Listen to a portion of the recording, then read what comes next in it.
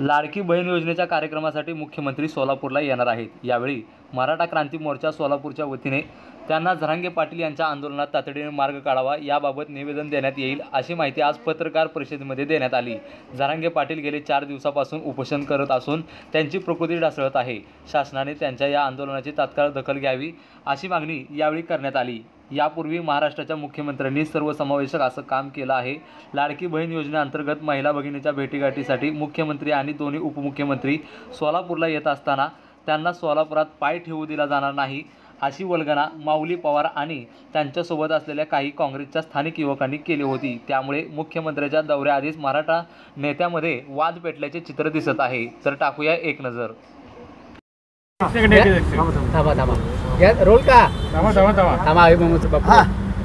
मनोजदादा जरांगे पाटलांचं 6व्यांदा उपोषण सुरू आहे आणि त्याच धर्तीवर राज्याचे मुख्यमंत्री एकनाथजी शिंदे साहेब सोलापूरला येत आहेत। मराठा क्रांती मोर्चाच्या वतीनं मनोजदादांच्या सभेचं आयोजन आम्ही करणारी ही सगळी मंडळी आहे। आम्ही सगळेजण मिळून ज्या दिवशी राज्याचे मुख्यमंत्री इथे येतील त्या दिवशी आम्ही त्यांना निवेदन करतोय की मनोजदादांचं उपोषण हे लवकरात लवकर संपलं पाहिजे, त्याच्याकडे गांभीर्याने या सरकारने बघितलं पाहिजे।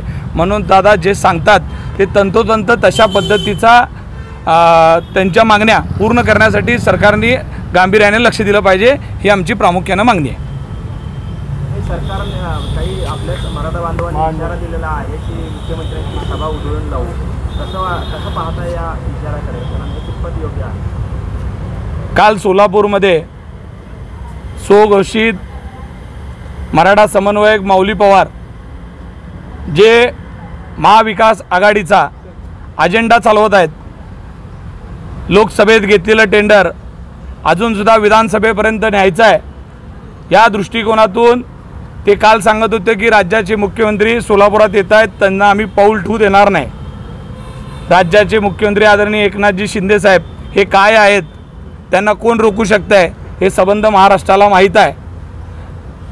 त्यांचा पाय नाही ठेवू देणारे, त्यांचा पाय जागेवर राहील का, हा सगळ्यात मोठा प्रश्न आहे। मी पोलीस प्रशासनाला विनंती करतो की जे महाविकास आघाडीचा अजेंडा चालवणारे, महाविकास आघाडीचे 4 टाळके सोबत घेऊन स्वतःला मराठा नेता समजणारे यांनी स्वतः समजून घ्यावं की यांना कुठेही अटक करू नका, तर यांना गर्दीमध्ये मोकळं सोडा, मग कळेल की राज्याच्या मुख्यमंत्र्याची ताकद काय आणि आपण काय।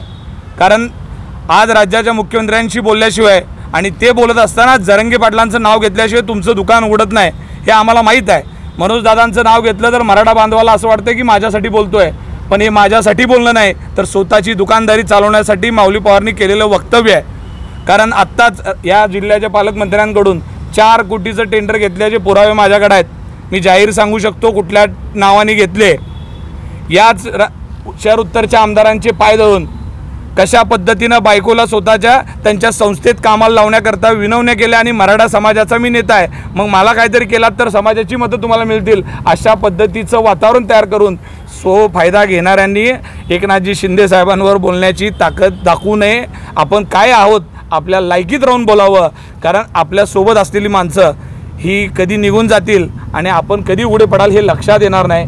कारण आपल्याला असं वाटतं की हा समाजाची भूमिका, ही समाजाची भूमिका नाही तर त्याच्या मालकाने दिलेली त्याला सुपारी आहे आणि ते वाजवायचं काम माऊली पवार करत आहे, एवढंच मी जाहीर सांगतो। उपोषण आंदोलनाचा इतका मोठा असलेला उपोषण आंदोलनाचा लढा अशा पद्धतीनं जरांगे पाटलांचं नाव घेऊन वैयक्तिक चालूच नाही या मताशी मी पण आहे। आम्ही कधीच असं केलं नाही की मनोजदादांचं नाव घेऊन आमचं राजकारण व्हावं। आम्ही आमची भूमिका जाहीर केलेली आहे। मनोजदादांना म्हणण्याप्रमाणे राज्य सरकारने आरक्षण तंतोतंत दिलं पाहिजे, म्हणजे त्याच्यात कुठेही आम्ही राजकारणात जरी असलो तर ते असं द्या तसं द्या असं मी कधीच म्हणलं नाही। मनोजदादा जसं सांगतात तशा पद्धतीचंच आरक्षण द्यावं या भूमिकेसाठी हे जरी भारतीय जनता पार्टीचे असतील, मी जरी असलो तरी आमची भूमिका, शिवसेनेत जरी भाऊ दिलीप भाऊ असते, आमची भूमिका तशी आहे। आम्ही कधीच आडेवेडे घेत नाही आणि कधीही आम्ही मनोजदादांचा वापर स्वस्वार्थासाठी केलेला नाही।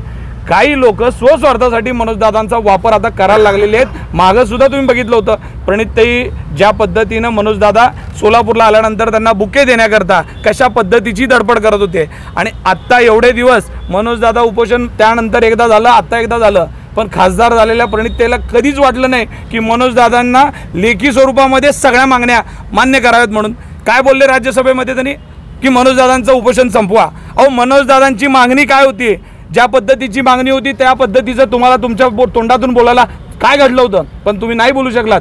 माझं तर स्पष्ट मत आहे, जी काही महाविकास आघाडीची पिलावळ इथं काम करते त्यांनी एक गोष्ट समजून घ्यावं की तुम्ही माऊली पवारांनी पहिला त्यांना प्रश्न विचारला पाहिजे होता की शेजारी उभारलेल्या लोकांनी असं लेखी स्वरूपात प्रणितताईंकडनं त्यांनी लिहून आणावं की मनोज दादा ज्या पद्धतीनं सांगतात की सरसकट ओबीसीतून मराठ्यांना आरक्षण मिळावं, हे लिहून आणण्याची ताकद प्रणितीताईकडून आणण्याची माऊली पवारांकडे आहे का, आणि असेल तर त्यांनी लिहून आणून दाखवा. ह्याच्या पुढच्या काळात मी त्याच्याबद्दल कधी बोलणार नाही, पण तो त्याच्याबद्दल बोलणार.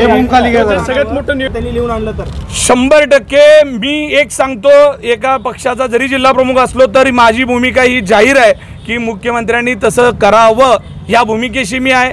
आदरणीय राज्याचे मुख्यमंत्री असतील, देवेंद्रजी असतील, ह्या सगळ्यांनी जे सत्तेत बसलेले जे प्रमुख नेते आहेत यांनी सगळ्यांनी मनोजदादांच्या म्हणण्याप्रमाणे म्हणजे मला फिरून नाही सांगायचं, मनोजदादा ज्या पद्धतीनं सरसकट सांगतात त्या पद्धतीनं हे दिलं पाहिजे, या भूमिकेचे मी आहे. मी हेच सांगतो, तू ज्यांचं काम करतो, ज्यांचं टेंडर उचललंय त्यांच्याकडून लिहून आण. कारण तू वारंवार सांगत असतो ना की अण्णा मतं नको, अण्णा मतं घाला, तर का त्यांच्याकडून लिहून का आणू नाही शकत? त्यांच्याकडून लिहून आणून दाखव की ज्या पद्धतीनं प्रणितताईंच्या बाबतीत आपण सांगतो. आता अजून त्यांच्या नातवाला आणून इथं मध्ये उभा करायचं काहीतरी चाललंय ना त्यांच्याकडून, म्हणून म्हणलं प्रणितताईकडनं नको, तिच्या पप्पाकडनं लिहून आणा, पण एकदा लिहून आणा माऊली पवारने, लिहून आणा. आणि मग गणेश डोंगरे असतील, विनोद भोसले असतील, यांना सोबत घेऊन फिराव. उगाच दोघांना लोकांना घ्यायचं पिवडा आणि यांची भूमिका तशी आहे म्हणायचं. म्हणा ना एकदा की आमच्याकडे लिहून आणलेलं पत्र आहे म्हणून, मग बोलू आपण. बापू राजाभाऊ राऊत असतील किंवा असं वाटतंय का? हा वाद मुळात नाही आहे, हा विचारांचा लढा आहे. प्रत्येकजण आपापल्या पद्धतीनं मराठा आरक्षणाचा लढा लढत आहे. महाराष्ट्रात अशा अनेक संघटना, अनेक गोष्टी आहेत, त्याच्यामध्ये काय अशी तुळी मात्र शंका नसायला पाहिजे की आम्ही कोणाच्या नेतृत्वात काम करावं. हा जसं काका सांगितल्याप्रमाणे विचाराचा लढा आहे. काही लोकांनी जे दुकान मांडलंय ते दुकान बंद झालं पाहिजे, आणि का बरं? एका विशिष्ट माणसाला ताकद देण्याकरता, विशिष्ट पक्षाला ताकद देण्याकरता असं जर तुम्ही अजेंडा मनोजदादांचं नाव घेऊन वापरत असाल तर कदापि समाज म्हणून गप असणार नाही. तुम्ही एकदा समाजाचं मनोजदादांचं नाव सोडून तर बाहेरून बघा, मग कळेल. राहिला विषय मुख्यमंत्र्यांच्या सभेदिवशीचा, मुख्यमंत्र्याच्या सभेदिवशी मी अजूनसुद्धा पोलिसांना जाहीर आव्हान आहे की या पिलावळांना अटक करू नका, ह्यांना गर्दीमध्ये मोकळं सोडा, मग कळेल कोणाचा शिंदे साहेबांचा पाय तर ठेवू देणार नाहीत का, ह्यांचा पाय जागेवर राहणार नाही, ही परिस्थिती त्या दिवशी त्यांना कळेल. बापू तुम्ही असं म्हणताय की महाविकास